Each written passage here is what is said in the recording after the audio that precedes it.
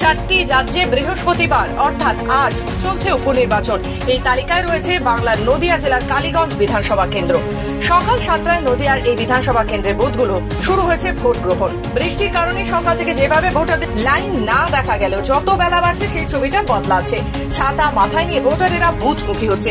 এদিকে 173 নম্বর বুথে সকাল সকাল ভোট প্রদান করলেন কালীগঞ্জ বিধানসভার উপনির্বাচনে বিজেপি প্রার্থী আশিস ঘোষ। ভোট দেওয়ার শেষে তিনি বলেন, এই উপনির্বাচনে তিনি আতঙ্কে রয়েছেন ছাপ্পা ভোট নিয়ে। তিনি চেষ্টা করবেন যাতে মানুষ সঠিকভাবে ভোট দিতে পারে। পাশাপাশি তিনি বলেন, দুই একটি বুথে তাদের এজেন্ট ঢুকতে দেওয়া হচ্ছে না, আর সেই অভিযোগে তৃণমূলের দিকে। অন্যদিকে তিনি উপনির্বাচনে জয়ের ব্যাপারে এখনো 100% আশাবাদী।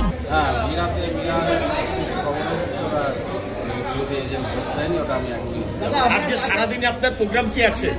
কালীগঞ্জ বিধানসভাটাই আমার আপনার পাশে কোথায় ইভিএম খারাপ, এখনো পর্যন্ত মানুষ ভোট দিতে পারছে না। এটা তো এদের কালচার। এই যে আমাদের সকাল সকাল যে জনগণ স্বতঃস্ফূর্ত ভোট দিতে বার হয়েছে, যার জন্য ওরা একটা পরিকল্পনা করে এই ইভিএমটা খারাপ করে রেখে যাতে জনগণ শিফট হয়ে বাড়ি চলে যায়, সেই ভোটারগুলো আমাদের যাতে না আসে, সেটা আমরা দেখছি।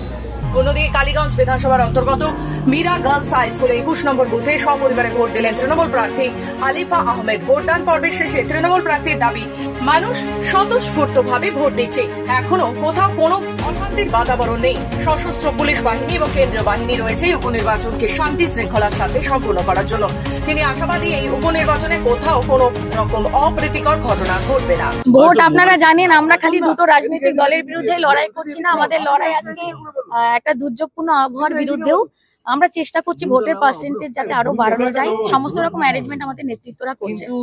দেখুন, আমি আমার প্রশাসনকে, নির্বাচন কমিশনকে ধন্যবাদ জানাই। এখন পর্যন্ত ভোট খুব ভালোভাবে, সুস্থভাবে মানুষ দিতে পারছে। সবার কাছে আমার বার্তা যে আপনারা নির্ভয়ে, নিঃসংকোচে আপনাদের সব থেকে বড় অধিকার সংবিধানের ভোটাধিকার, সেটা প্রয়োগ। কিন্তু এদিকে তো 2011 ও 2021 বিধানসভা ভোটে কালীগঞ্জ দখল করেছিল তৃণমূল। 2024 লোকসভা ভোটের ফলে নিরিখেও এই কেন্দ্রে এগিয়ে শাসক দল। এবার কি হবে? উত্তর মিলবে 23শে জুন। নজর থাকবে সেদিকেই। নদিয়া থেকে কোয়েলি দেবনাথের রিপোর্ট, খবর বাংলা।